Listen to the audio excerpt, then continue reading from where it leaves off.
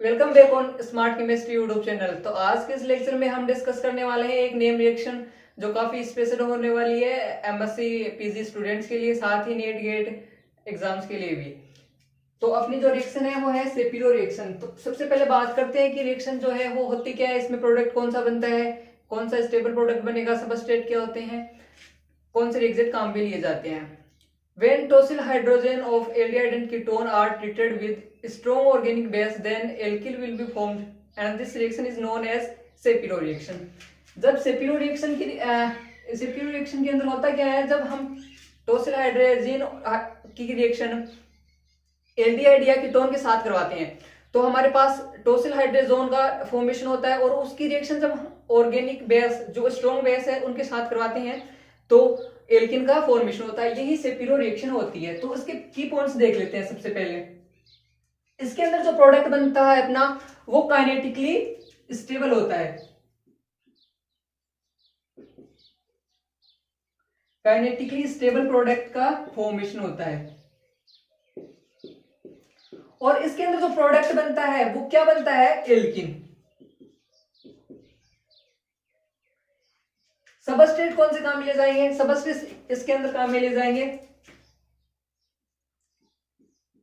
टोसिल hydrazine, साथ में aldehyde और कीटोन। रिएक्टेंट या प्रेजेंस किसकी लेंगे इसमें, स्ट्रॉन्ग ऑर्गेनिक बेस की, स्ट्रॉन्ग ऑर्गेनिक बेस।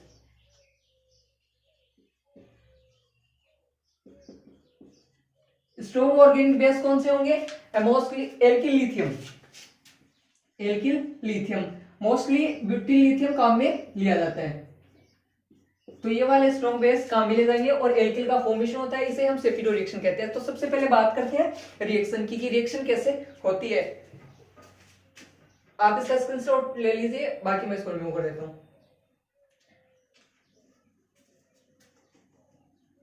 अब बात करते हैं रिएक्शन की। जैसे मेरे पास कोई कीटोन है, मेरे पास ये एक कीटोन है।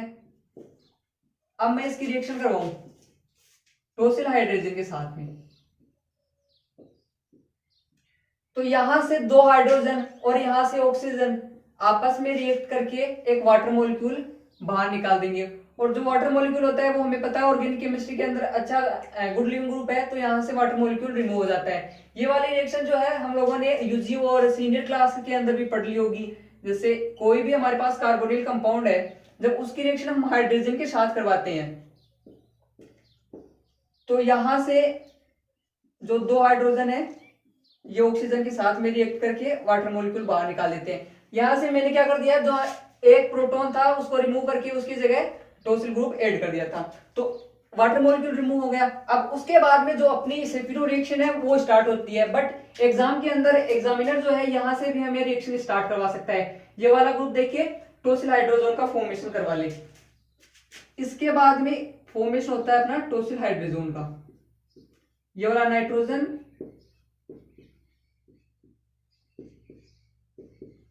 इसे कहते हैं टोसिल हाइड्रोजन।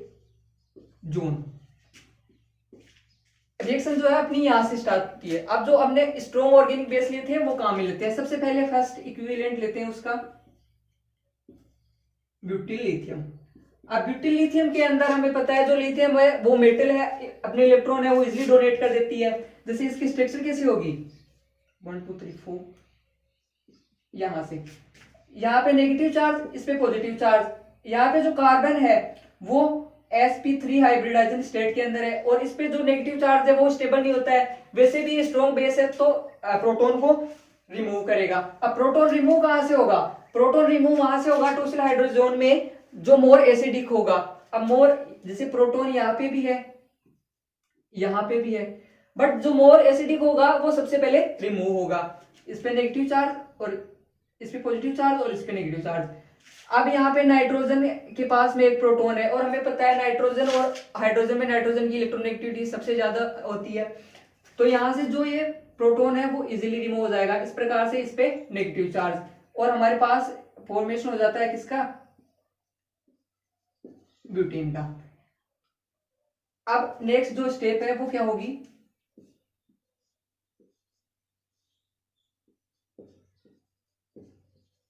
इस पे नेगेटिव चार्ज। ऑर्गेनिक केमिस्ट्री के अंदर जब भी हमें ऐसी स्पीसीज देखने को मिले जहां पे किसी एक एटम पे नेगेटिव चार्ज या लोन पेयर हो और साथ में डबल बॉन्ड हो, तो जो लोन पेयर या इलेक्ट्रॉन है वो डिलोकलाइज होते हैं। कैसे, ये वाले जो इलेक्ट्रॉन है यहाँ पे बॉन्ड का फॉर्मेशन कर लेंगे और ये वाले इलेक्ट्रॉन कार्बन के पास, इस पे नेगेटिव चार्ज आ जाता है। अब इन दोनों नाइट्रोजन के बीच में डबल बॉन्ड का फॉर्मेशन हो जाता है। तो नेक्स्ट स्टेप में हमारे पास कौन सी स्पीसीज का फॉर्मेशन हो जाता है, यहाँ पे नाइट्रोजन नाइट्रोजन के बीच में डबल बॉन्ड का फॉर्मेशन और इस वाले कार्बन पे नेगेटिव चार्ज। अब यहाँ पे ब्यूटिल तो काम में ले लिया था, जो अपना काउंटर पार्ट है लिथियम वो इसके साथ में अटैच होकर बॉन्ड का फॉर्मेशन कर लेगा। अब जो सेकेंड इक्विवेलेंट है बेस का वो काम में लेते हैं। वापस है स्ट्रॉन्ग ऑर्गेनिक बेस है, प्रोटॉन को अबस्ट्रैक्ट करेगा। अब प्रोटॉन कहां से अबस्ट्रैक्ट होगा, जो मोर एसिडिक प्रोटॉन जो है वो होगा। जैसे एक प्रोटॉन यहाँ पे है, यहाँ पे है, हमें पता है प्रोटॉन तो इस वाली और इस वाली पोजीशन से अबस्ट्रैक्ट होगा, पर कौन सा मोर एसिडिक है वो हमें देखना होगा। तो यहां से जब अगर हम प्रोटॉन को रिमूव करते हैं तो 3 डिग्री कार्बो एनाइन का फॉर्मेशन होता है, यहां से करते हैं तो 2 डिग्री होता है।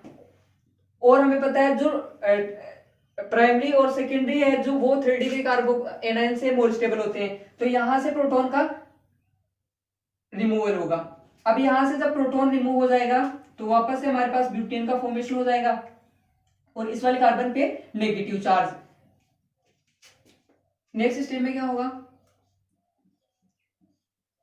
यहां पे एक प्रोटॉन है, इस पे नेगेटिव चार्ज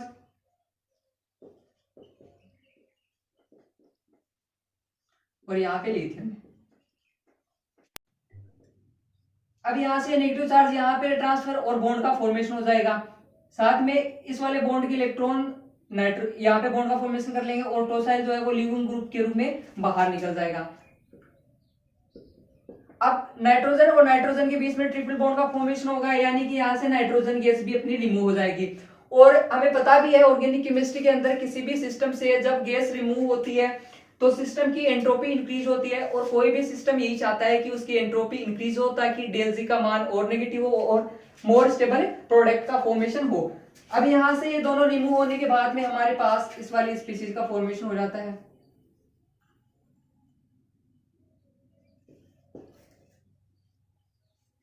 अब जो अपनी लास्ट स्टेप है वो है हाइड्रोलाइसिस। अब इस वाली स्पीसीज का हम करवाएंगे हाइड्रोलाइसिस। तो हाइड्रोलाइसिस जब करवाते हैं तो H+OH माइनस इस वाले बॉन्ड को जो ब्रेक करेंगे तो कार्बन पे नेगेटिव चार्ज, और हमें लिथियम तो पता है मेटल होती है तो इस पे पॉजिटिव चार्ज। H+ इस वाले कार्बन के साथ अटैच हो जाएगा और ये वाला ग्रुप लिथियम के साथ, यहाँ से LiOH लिथियम हाइड्रोक्साइड बाहर निकल जाएगा और हमारे पास अपना जो मेन प्रोडक्ट है एल्कीन उसका फॉर्मेशन हो जाता है। ये वाला जो एल्कीन है वो होपमान प्रोडक्ट होता है, होपमान प्रोडक्ट होता है। इस प्रकार से सेपायरो रिएक्शन के अंदर किसी भी एल्डिहाइड या कीटोन की रिएक्शन हम जब टोसिल हाइड्रोजन से करवाते हैं तो टोसाइल हाइड्रोजन का फॉर्मेशन होता है। उसके बाद में स्ट्रॉन्ग बेस से उसकी रिएक्शन करवाने के आफ्टर जब हम हाइड्रोलाइसिस करवाते हैं तो हमारे पास में एल्कीन का फॉर्मेशन